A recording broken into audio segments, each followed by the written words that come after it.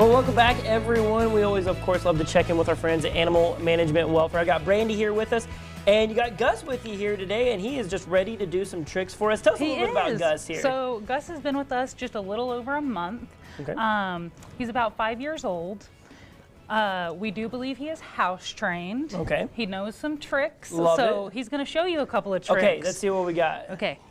So he's obviously sitting, but he sits and he shakes and then lay. Here we go. Lay. Come on, lay. Good boy. Good job, buddy. So he knows sit, shake, and lay. Well, he's very good at it, and very sweet. And he is dog friendly as well.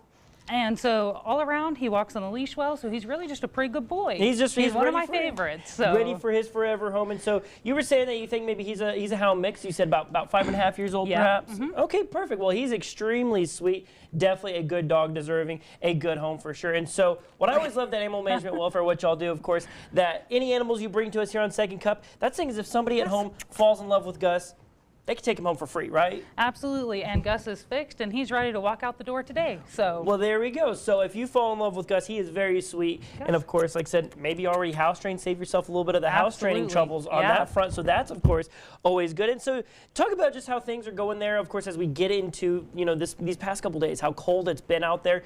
That's one of the big things. A lot of people keep their pets outside, or of course, they got to have those potty breaks outside.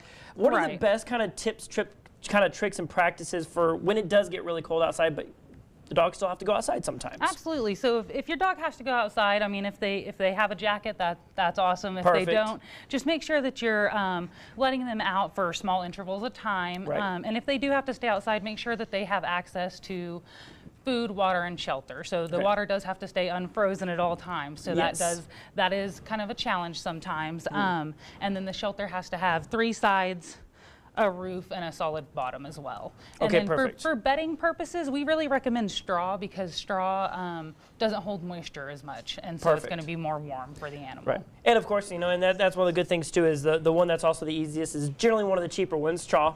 Doesn't generally cost too much, so that's nice and helpful. So of course, you know, all in the effort of keeping those pets kind of nice and warm. And then of course, if you can just bring them inside, that's at the end of the day, that's the best. I mean, we would definitely recommend that, but not everybody's able to do that. So definitely just making sure they have the proper shelter. Of course, and also just talk about, you know, this time of year. Of course, you know, we want to get all the pets out of Animal Management Welfare. We want them all adopted, but of course, y'all still have a lot of animals to take care of. And so talk about ways that people at home can help out with the mission that you have right there. Tell us about Pet Pantry, because that's one of the great ways that people can do something small to make a big effect. Yeah, so we have our pet pantry, and so you can donate. We actually have on our website that you can go to our website and there's an Amazon wish list. So for our pet pantry, you can donate to that, and it's just some dog and cat food for citizens who may not be able to afford it at this time, or they're just trying to make it until they can. So really what that does is that helps keep their pet in their house and not come to the shelter. Okay.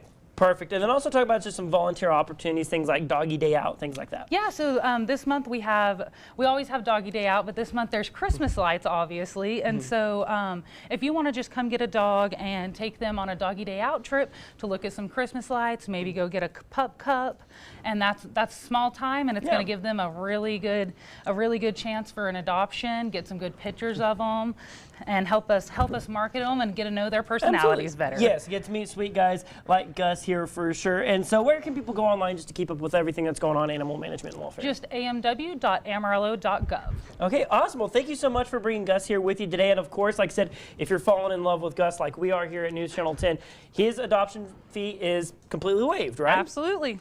So there you go. So he's going to be free to a good home, and he's definitely a good dog for sure. And of course, we got more.